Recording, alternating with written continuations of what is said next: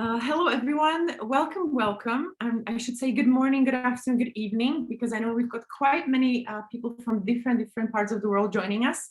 So I would love to welcome you here. It's Friday, means happy Friday, last webinar of this week. We still got next week as our final one to come. So make sure to join us. And I would love to welcome you on behalf of Y Summit. Because we're putting this, we've put this 5-week-long conference together, and that's why you're here. So instead of sitting 8 hours straight for a 2-day-long conference, which might actually happen in fall, you're here with us, for 1 hour a day. And I've got the great pleasure and honor to welcome Greg Fanning here with us, with Marcelo Costa, and they will be the stars of the show today. So hello, gentlemen. Hello, hi Katie, hi everybody. Hello, thanks for having me again. Yeah, hello, Greg. This is his first time, so please be kind to him. And Marcelo, you can be harder on him. This is his second, I believe, second time here with us. Second or third?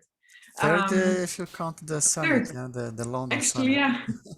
So, give him the hard time and be kind to Greg. There are two wonderful professionals that are going to speak about various topics. It's going to be a bit of a different webinar than what you're used to. They're going to have, both of our professionals are going to have a discussion, I would say a case study discussion. They're going to ask questions back and forth. You all who are attending, please feel free to ask questions as well. I will interrupt both of our gentlemen as they speak with all your questions. So yeah, I guess we can start. And I would love to kindly just ask our speakers if they would love to say anything that they feel like it's appropriate about themselves, maybe a career background or anything funny that we wouldn't know otherwise. So Greg, if you'd like to start, feel free. Yeah, so Greg Fanning, my background is in construction consultancy, where I had a specialization in pharmaceutical projects.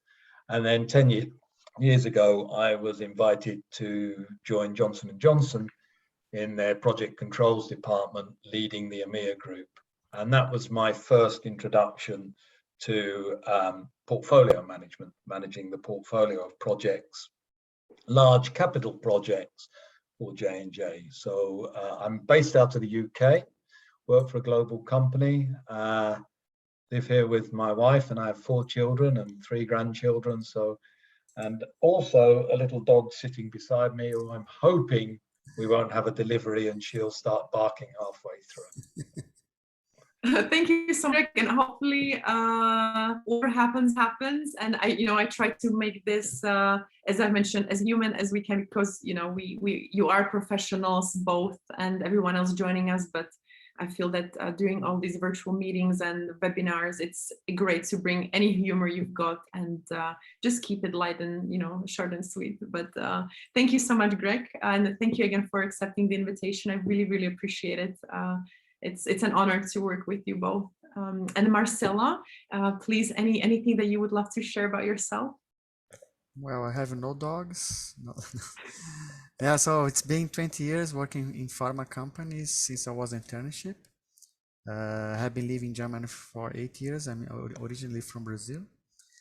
In regards to this topic, I have worked before delivering CapEx projects, engineering projects, and help manage also CapEx on site level.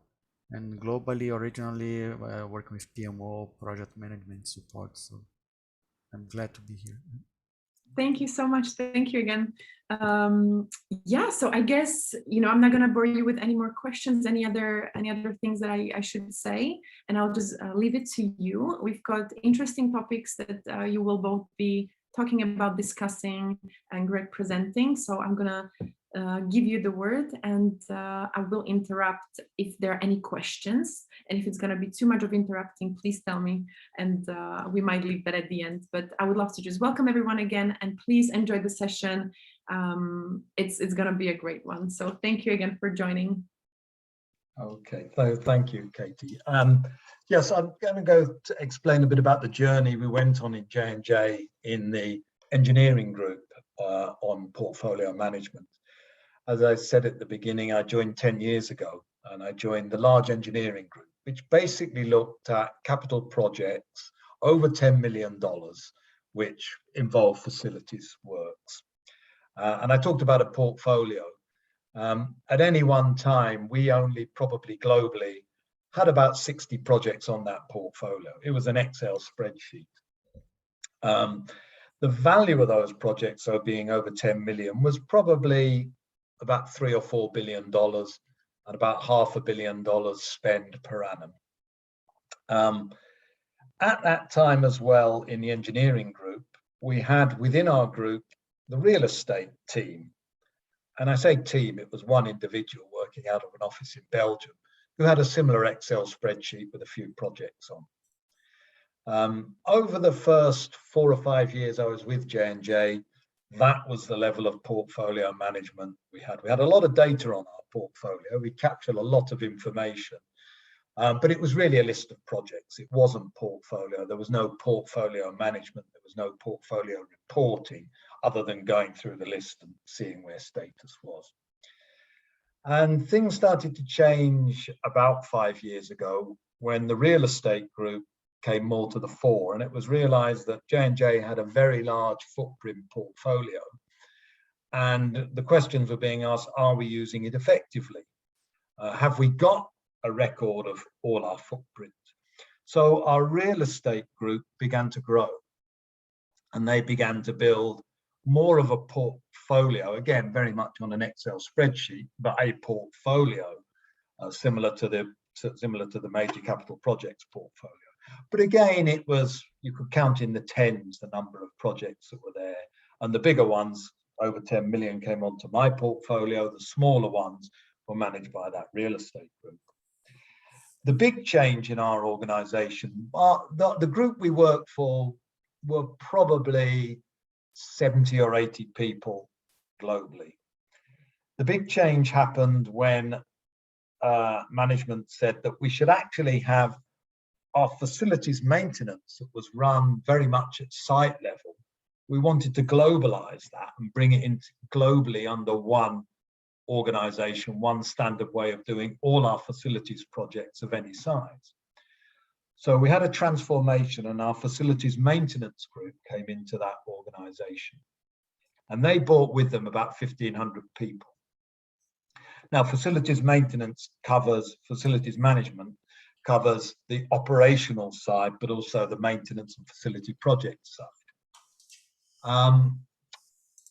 And the next step in our journey was when it was decided by management that we wanted to bring all facilities projects into one group and one portfolio.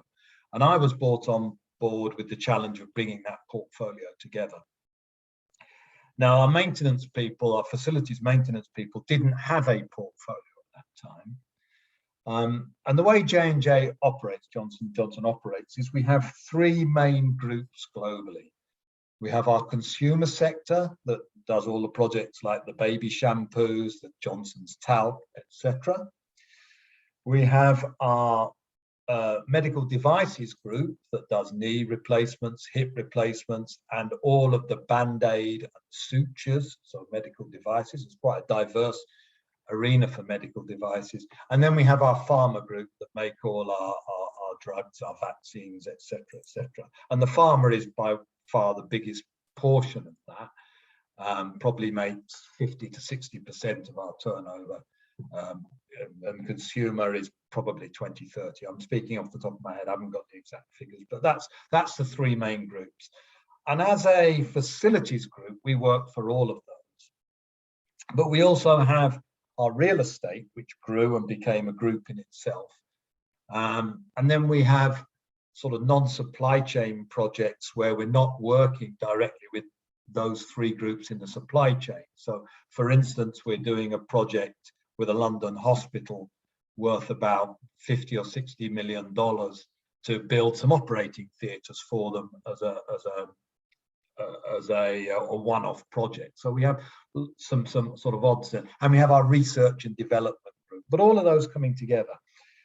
So when I started, I had the challenge of where do I get all this from? Where do I get all the data from? So supply chain had a portfolio tool based out of Oracle called Instantis. But that, one of the groups had started with that and others had adopted it, and they were all using it in very, very different ways.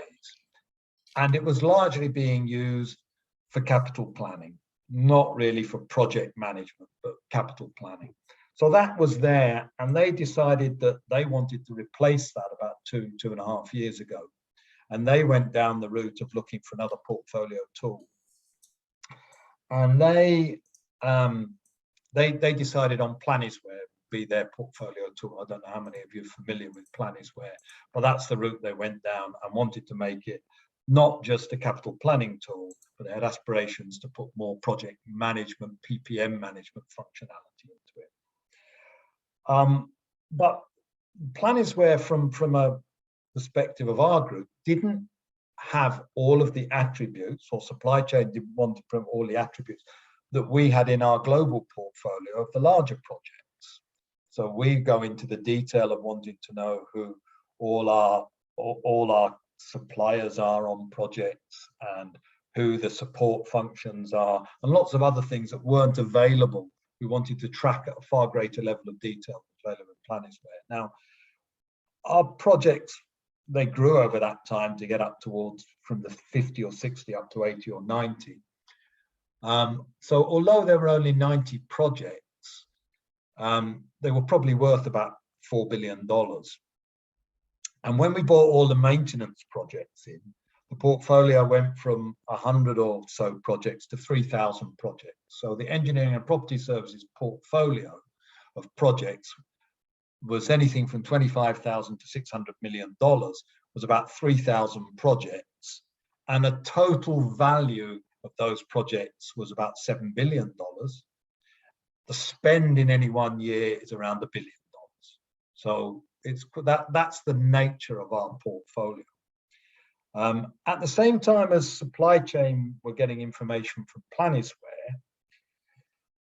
our real estate group that have become quite sophisticated had invested in Salesforce as a portfolio management tool.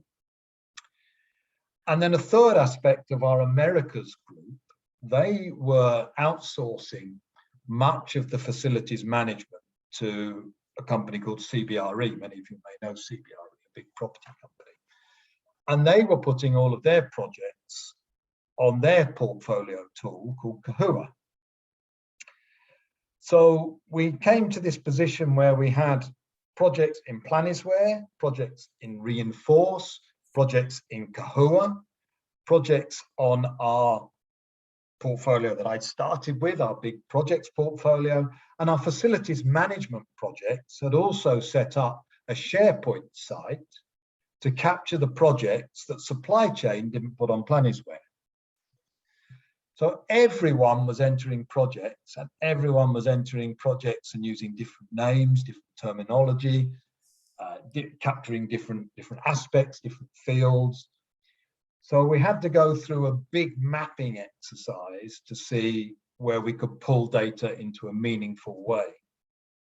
And so we could capture things in some kind of standardized way, different phases of projects, all kinds of challenges. There was a discussion, do we want to go with supply chain, which was 70 to 80% of our projects, and see if we can get everything in Planisware. Supply chain said, well, look, we want to get Planisware up and running and get it right for us first before we allow non-supply chain projects in there. So we may do that in the future. B, if we went that route, we would then be tied to the availability of what's in Planisware, and us asking for changes in that tool or to be flexible and dynamic if there were new requests, we'd have to go through a complex change control process. So we opted not to go down the route of putting all our projects in Planisware and using that. The Planisware projects use a visualization through Click. We had previously in our PM portfolio started to produce some visualizations via Tableau. And our facilities maintenance group had started to use visualization through Power BI. So we had a decision to make, how do we want to, we've got the different sources, how do we want to bring those visualizations together? And we opted for a Power BI option. So we now bring all of those sources in a big mapping exercise through Power BI. We visualize and can now show that data to our management. So it's been through a journey of, and I've gone through a very quick explanation of our journey, but we've been through that journey to try and visualize. And I'll share with you where we're at. The next stages, and this is where really some dialogue with how other people are managing their projects, is we're still a lot of manual operation of mapping data and producing static data sheets once a month and recording that and then refreshing once a month. Two things we're moving towards. One is we're working with our IT department to trial a software called Denodo. And Denodo is a software that goes into any database and automatically goes finding the information that you ask it to find and pulls it and produces it in a usable format that you can then present using something like Power BI. So that will massively reduce a lot of the manual work that we do of pulling things together and manually compiling them. And then the other thing we want to do is link that up so it's dynamic. So any change that happens at any time to any of the portfolio sources automatically gets updated into our sources.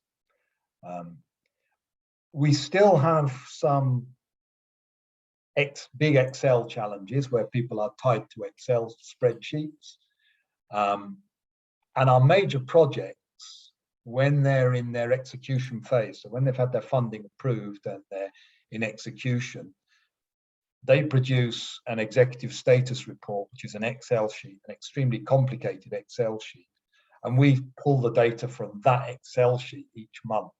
So another journey we want to go down is how can we digitize that element of our portfolio so we're not relying on the frailties of an Excel sheet that can be corrupted very, very easy, and relying on people uploading it and if they change it, then that causes many issues. So that's the challenges we're at in terms of visualization. And then analyzing, because why are we doing all this? We want to do this to give meaningful insights to our business. So where do we go on providing the analysis? We can provide a lot of analysis on capital spend performance, how our project's performing to their original plan. And we're quite good at providing information on that. But because the data comes from so many different sources, things like how are they performing against their original approval, and how are they performing against schedule, and are they being done safely and with a safe number of hours? Currently, we can only do that with our largest projects. And although that's a significant amount value-wise, number-wise, you're less than 100. So on 3,000 projects, we can only really give management meaningful information on how the project is performing other than cash flow on about 100 projects. So that's a journey we're trying, and part of that will be encouraging our colleagues in supply chain to get that data capture in Planisware so we can do it. That's step one. And then step two is obviously making sure that we do the change management and the training of people to enter that data into the systems. So that's where we're at. I'll stop there. I'll show you a live showing, a demonstration of our portfolio and what it does in a minute. But I just wondered if anyone had any questions or comments they want to ask about the journey we've been on. Perhaps one question. We know, I see when you tell your story, I see back many similar situations. Of course, perhaps not with such complexity and huge values. But what's the governance behind? Because the system is one piece. So sites are responsible, accountable for keeping the information, and how global people or if global people also liaise with sites of regional organizations to make sure that numbers are like you just described. That's always how to manage the data insertion. Yeah, it's a good question on the governance. When we were pulling this together, obviously we're pulling from multiple different sources, and they all have their own governance. So Planisware and supply chain have their own governance. Our real estate people have their own governance. CBRE had their own governance. So when we first came in and people were saying, well, how do we ensure we're getting the right data? Our first response was follow the governance that you've got to follow. And we've now been plotting and developing the overarching governance for people in our group, Engineering Property Services.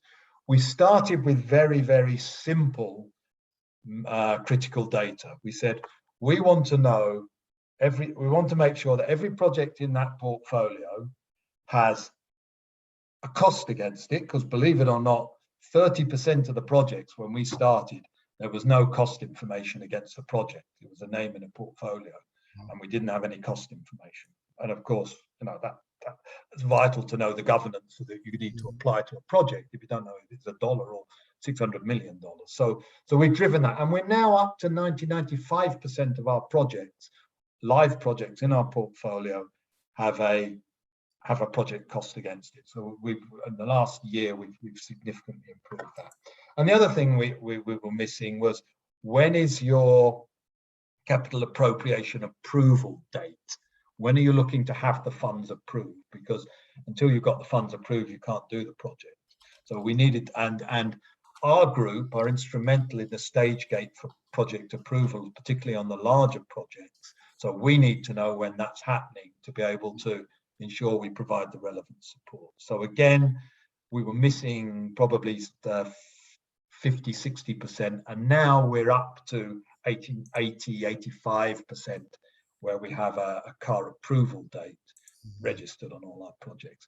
And now we're at the next, we're driving, and people understand those now, and we're driving at all the other critical data things that we're thinking, have we got a project manager name against every project, so we know the people who are managing our project. And we're doing a resourcing exercise now, which we couldn't really do before, because we didn't know the split of those projects and who was actually doing them and what individuals.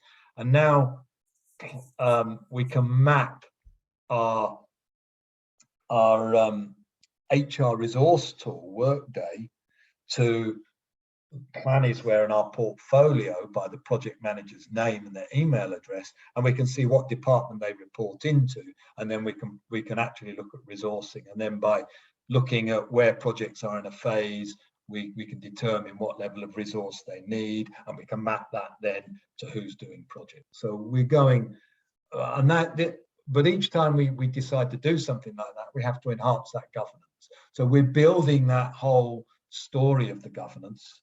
And one of the other things we're doing now is, we had 3 tools within our group, Engineering Property Services. Forget Planisware. We had 3 tools. We had Reinforce, in fact 4 tools if you count Kahua. But our facilities maintenance group had a tool, and our project management group had a tool. So we said, we'll get rid of those 2 tools, and we'll introduce 1 tool to manage where we manage those projects. Real estate will stay with their tool, because they also manage lease projects and lease management, and that's being managed through Reinforce. And they only manage capital projects up to car approval, and then the delivery group takes over. So they'll keep their tool. Once they get into delivery, the reporting will be in our new tool. So we're bringing together 1 tool to help in that process as well. And we're not going for a software tool. We're building that tool internally, and we've built an expertise to build it on a SharePoint platform. Again, it's probably in total 250 projects. So it's not a massive tool that you need to bring up. Ultimately, we may shift the smaller ones onto Planisware as well. So that's the sort of evolution of where we're going. But governance, yeah, we put an overarching governance in place for all our people who are entering projects Planisware, so they know exactly what data we need, and we've trained that out as well. There is Just one. to, sorry, I'm not sure if Marcelo, but I'm gonna leave it.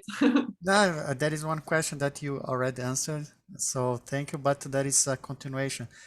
But now for resources, do you have named individual resource assigned or generic roles? We have both. Well, because we have the individual named project managers, so we can map to that. We have the department they work for, so whether they're in project delivery, real estate, facilities management, and we have the level that they work at, director level, manager level, so we can really do some mapping now. We're moving into the stage of being able to map that against what we think our portfolio resource FTE should be, based on an algorithm that looks at the projects in the future and what phase they're going to be at, and the value and the percentage FTE that type of project will map to. And that's a work in progress that we're building now. Thank you. Any further question? If not, oh, algorithm. There's some questions in chat. I don't know. No, we have been covered. Okay. What I can do, I'll show you what we've come up with then, in terms of a portfolio.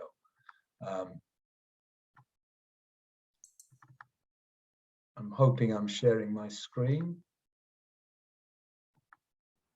Somebody can confirm that they can see my screen. Yeah, of course we can see the screen. Maybe if you feel like double checking if it's like a picture. No, I just got to go on here. So this is our portfolio. I'm hoping it's not going to take, because occasionally when we're on Zoom calls, it takes a bit of time to load. It's not as quick as when you're on some So you also manage the car submissions and approvals, I saw that. Yes. Ah, super cool. Yeah. So yeah, in terms of the dashboard, if I take you back to that. So we have dashboards. This is our main dashboard. We split it in two because you have to have Power BI license to export in Excel. We manage all the car submissions and approvals. We have a separate dashboard for capital and for analyzing capital and expense. This dashboard we can do it in, but this dashboard is focused more on numbers of projects and overall value, as opposed to the amount spent and the performance to business plan. This one just looks at our larger projects only. This one, we wanted to know each month projects were going on and off the portfolio. So we just set up a dashboard to look at what the changes were, so we could say to management why the numbers and values were changing each month. We got to request a new dashboard. We've got a dashboard where we want to look at our projects by site. So we say, are there any sites where we don't seem to have any spend? And if not, why not? And where are we spending our money? So that's focusing on that. Idea events, this is all about our project management processes. So are they being followed? And then we have a data quality dashboard. But our main dashboard is this one. Should open up. While it opens, perhaps I have a question. You mentioned here idea, but usually CapEx is part of the budget process. You have a global, and then this is cascaded down to region sites. But do you have this idea generation that somehow must be improved? Idea is just it stands for ideation, definition, execution, and assessment. So it's not the idea and ideation part of a process. It's just what we've called our project management process. Okay. So this is how we represent to our management our projects. So as this loads, you'll see. I'll just wait for it to finish loading. We're looking at, again, a challenge we have. There's so much happening in the background. The data set is so complex. It's worse when we're looking at it using Zoom or Teams. It takes time to load, and when I change filters, sometimes there's quite a lag between getting the information. But we express our portfolio in a number of ways. This is based on distribution globally, so our 3 regions, visually, so I can click on any one of these and it'll tell me what project it is.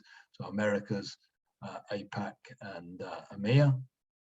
And then it's a table showing the dollar value. This isn't the spend in a year, this is the total project value, so within each region, and then the number of projects. So you'll see that most are Americas and EMEA make up the vast proportion that we have at EMEA. This breaks down into the various segments, our business partner. I told you we had consumer medical devices and consumer medical devices and pharma. They're broke down into subgroups. Janssen is all pharma, and that's the spend there is this year's 377.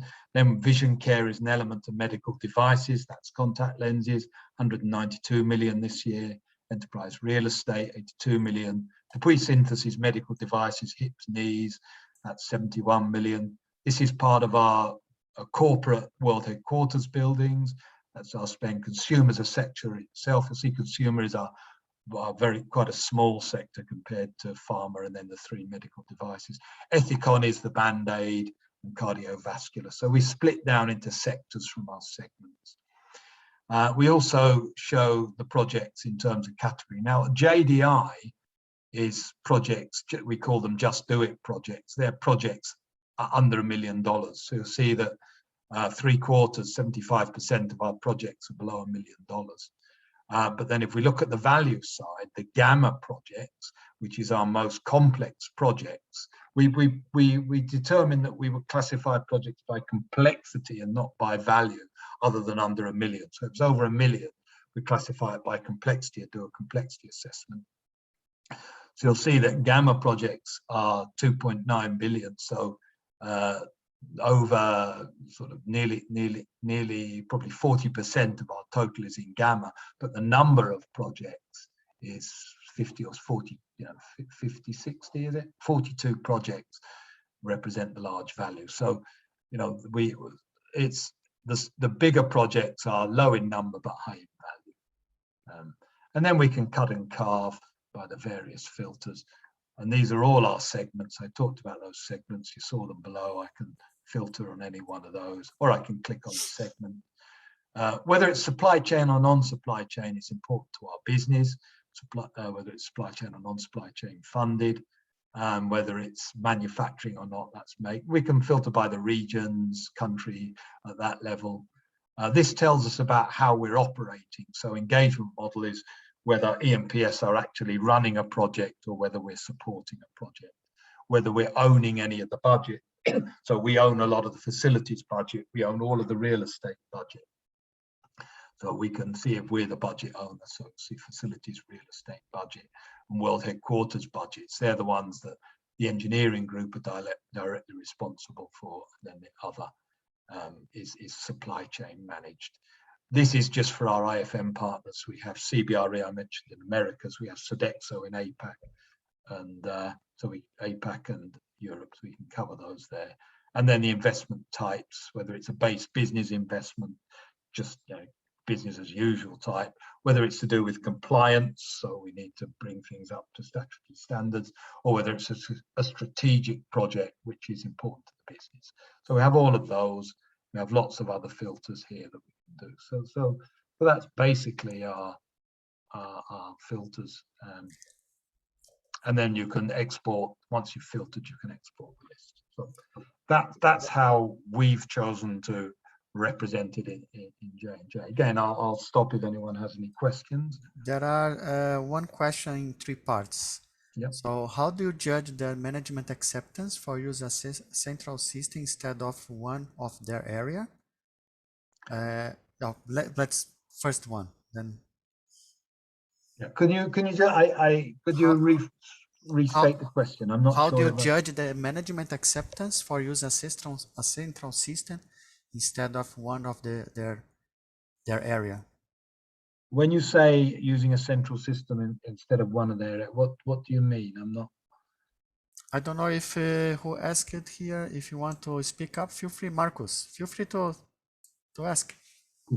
Hello, Greg. Thank you very much for the presentation today. My question is a little bit like, I like this dashboard, I like the systems, etc., which is all fine. But from your story you are telling, or you have told, there are several areas in your business, and then you start to, let me say, to create one general reporting tool and portfolio tool here.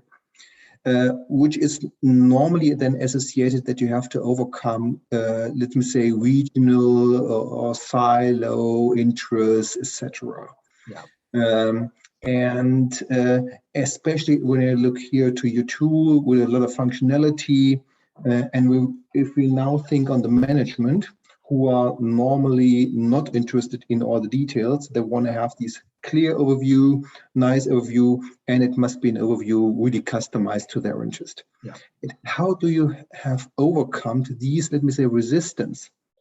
Because your tool is nice, but as you can imagine. Yeah, what we actually did is said we need to meet immediately the need of the engineering property services management. So we need to build this tool so our management have the overview, because they had no idea. 3 years ago, our group didn't know how many projects we were managing, or the value, or the spend. They had no, and we've come on that journey. So that was number one. Once we've built this, we've identified all the stakeholders that you talk about, and we've done a stakeholder mapping, basically, to say how interested are they and how impactful are they. And we've literally gone to start talking to those stakeholders to say, look, this is the information we have. This is how we're presenting it. Does this help you? And can we support you? And we've not, the business itself, the supply chain, have been the last ones, funnily enough, that we've gone to, in that they have most of their interests that they're looking at dealt with in Planisware, and the reports they get out of Planisware.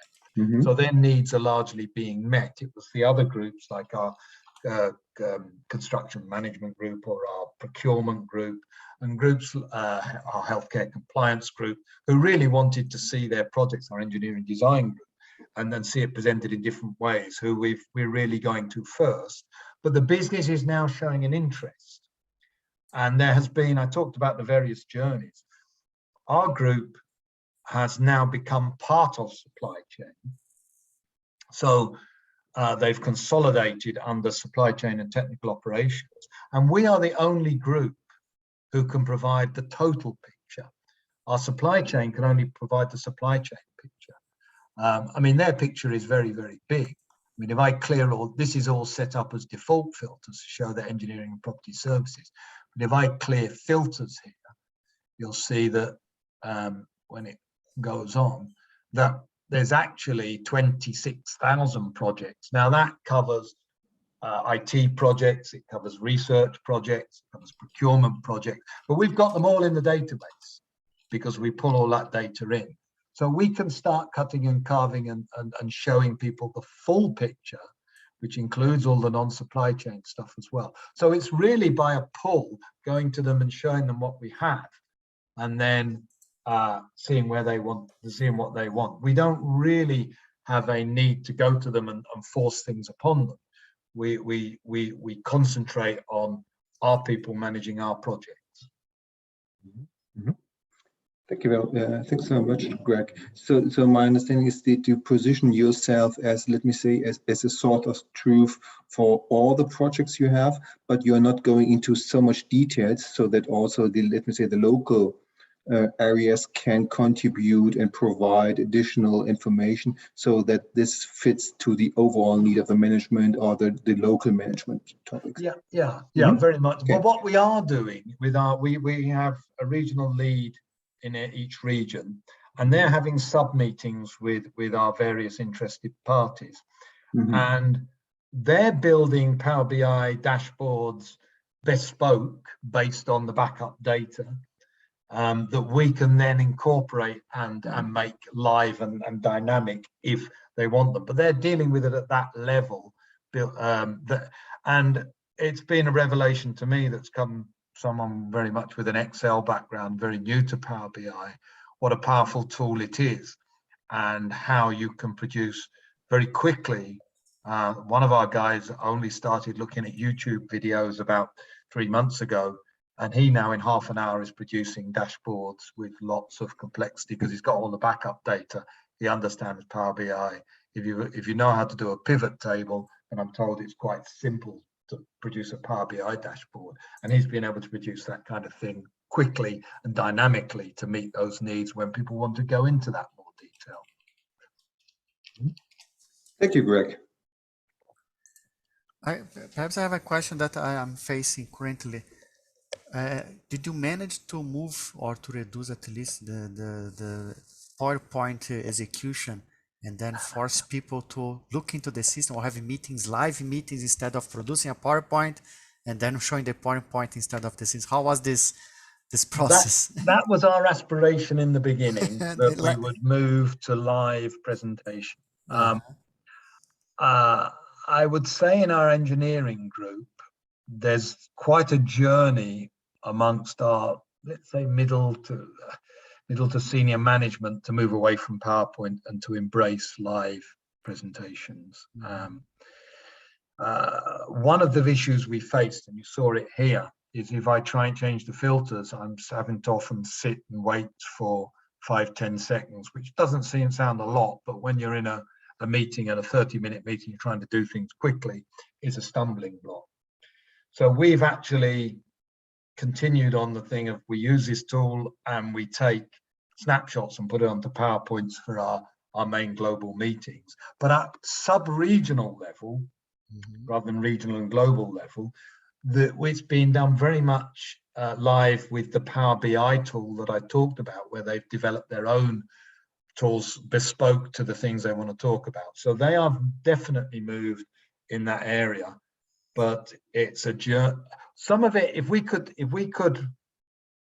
and I think with some of the automation and digitization route we're going to, and anyone who can help in that, if we can solve that issue of it being not instant when we want to filter and change things, then I think we could actually go down that route. Okay, thank you. But I think the PowerPoint is something that a lot of people are. PowerPoint, people wanting to remain with PowerPoint and people not wanting to move away from Excel are probably our two biggest challenges. Yeah. Is there any question? Because I would like, if not, I would like to continue with this one. Another issue that I realize here is transparency, because sometimes things are not progressing as expected, and you ping or you show some area that could create a noise. How you also deal with such situations when the information is not what people would expect, and then you cannot perhaps make up numbers, or that in PowerPoint you could. So how is this transparency issue or not an issue? There are two aspects to that. One is the data quality and the transparency of data quality. And we had to make it very patent at the beginning that the data quality was not there. We were pulling masses of data and trying to figure it out. So we were very clear that we were on a journey. And we started to move towards data quality issues. And we found very often that the criticism will come back at us that our portfolio was wrong when it was the data quality and the input data was wrong. But it's been having that mature acceptance helps, and that there will be data quality issues, but as long as you are seen to be having a plan to address them, then that helps. In terms of metrics and projects not performing in the way that people would like, that's another very difficult and sensitive situation. We have what we call a melon culture. And what I mean by that is it's all lovely and green on the outside, but as soon as you cut into it, it's very much red. people do not like to see red. So we have to quarterly give some key metrics to our management on cost performance, schedule performance, and safety performance on our largest projects.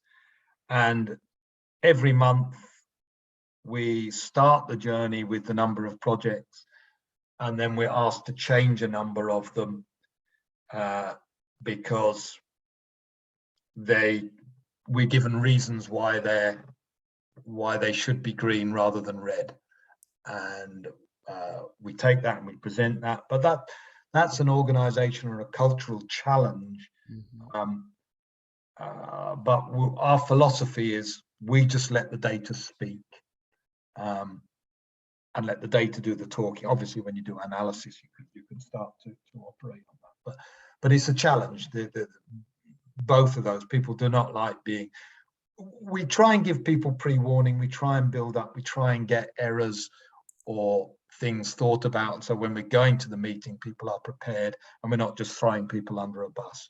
But in the hectic pace of life, that's often difficult and can get missed. There is one question, but I think you answered, but I would perhaps continue. What about data review before publishing?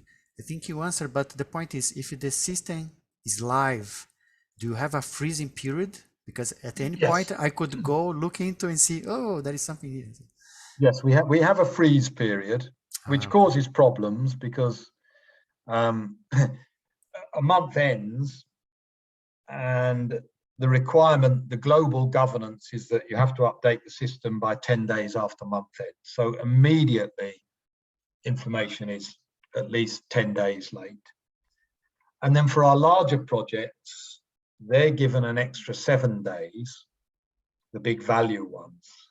So we don't have a complete portfolio information available till day 17. And that's calendar days. So you're quite far into the month. And then we have to prepare the reports. So often we're presenting information that's 30 days old. The aspiration is to move towards live data, and I mentioned that earlier with the digitization. So what we present, but that, as you say, then gives less time to prepare. And our meetings are set up that we have sub-regional meetings first, where issues can be discussed and resolved and data quality can be addressed. Then we have a regional meeting where the sub-regionals tie up into their regions, so Americas, APAC and EMEA.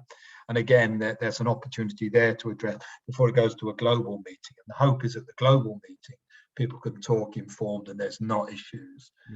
That's the way we operate within J&J.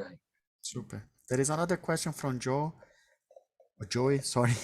Who was your executive sponsor for this project of pulling together all these data sets? It seems like an IT project as much as an R&D or enterprise project. It was very much our own group.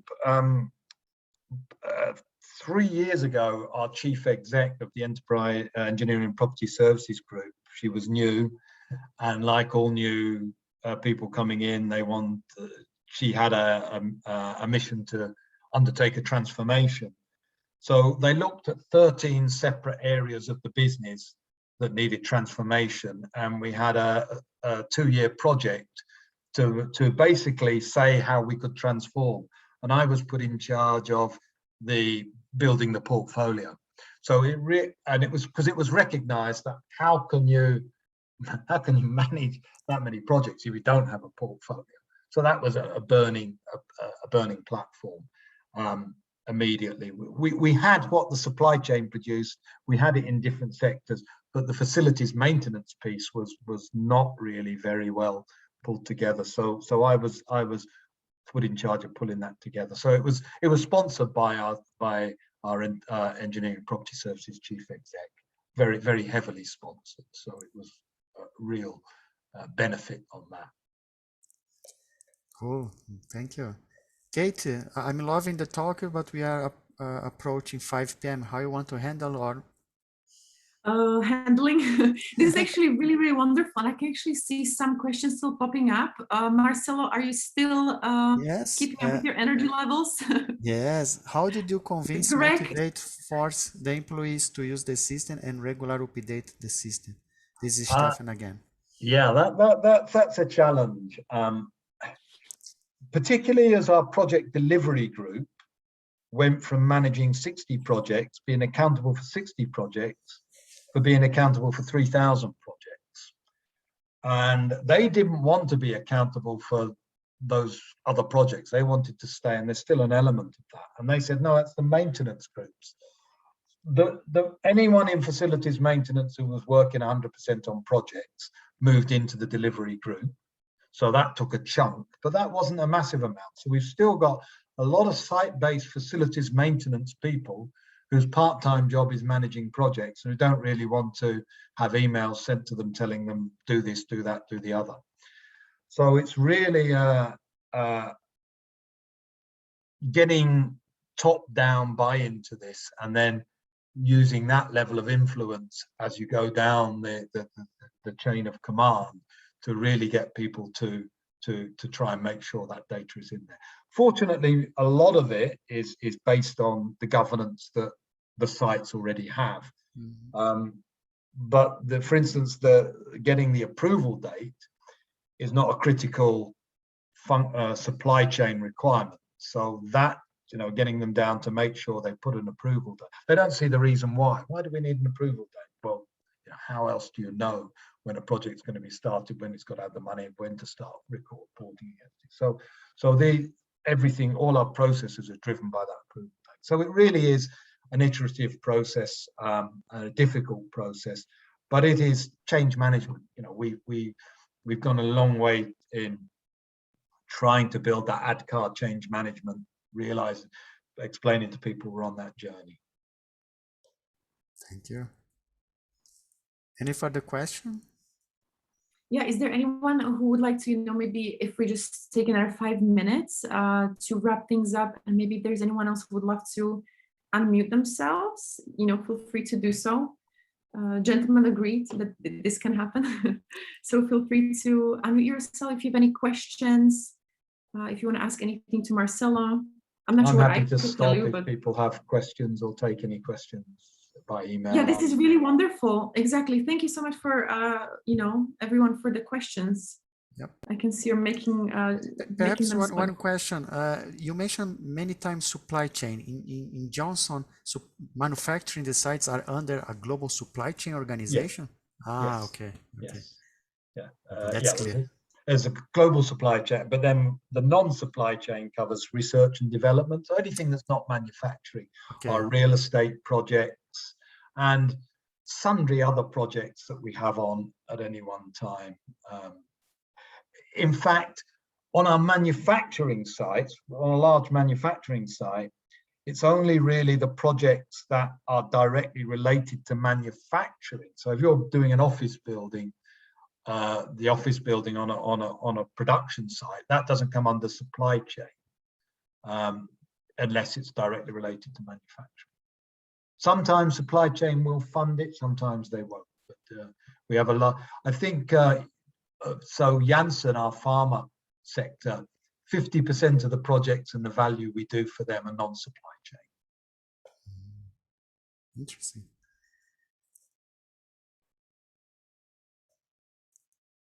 Yeah, I'm just trying to see if there are any questions. Yeah, is there anything else, Greg, that you feel like you would love to mention as kind of like a last finishing note to wrap it up? I guess if anyone has anything on the analyze journey, I'm not an analyst. I'm not a business analyst. I'm not great on the software. We've got this. We're visualizing. We're not. I've done some analysis in terms of the bigger projects, and I've led that exercise this year. But that's our next journey, and that's I'd be very interested in people who can give us some tips on, AI software out there. We're starting to talk about that with our partners. We're tied to what software we can always use from an IT safety perspective. We can't just take off-the-shelf software. It has to go through our IT group to see that it's safe to be used in J&J for security reasons. But those kind of the analyze side is where that's where we'll bring the value to the business ultimately. Yeah. by really giving management information that helps them improve. Perfect. Thank you, Greg, and thank you, Marcel. You've added very great questions to the presentation, to the entire webinar. How did you enjoy the moderating role? I really enjoyed the talk because I see my career back as all the issues, and we have been working also with digitalization of some transformation projects. So it was super interesting for me, given this complex. I imagine how Johnson & Johnson is large. So for me, it was really interesting. Thanks, Greg, for sharing. Yeah. No problem. Thank you. Yeah, thank you both, and thank you again for accepting the invite and for being here with us on Friday. I can see that we're running a few minutes after 5, so I would love to leave it on a good note like this. And if you, from all of our attendees, if you have any questions for Greg or to Marcelo, please feel free to you can message me. You can post it on post the questions publicly at the PPM Workout platform. No one has done so I'm waiting for the first one to do so. As many people have questions still, which is incredible. So feel free to connect and share anything you've got going on in your pharma life.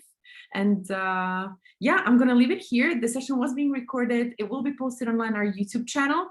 And hopefully you've enjoyed it all here with us. So thank you again, gentlemen, for being here. It's not always easy to be here with me, on Friday especially. So thank you again so much.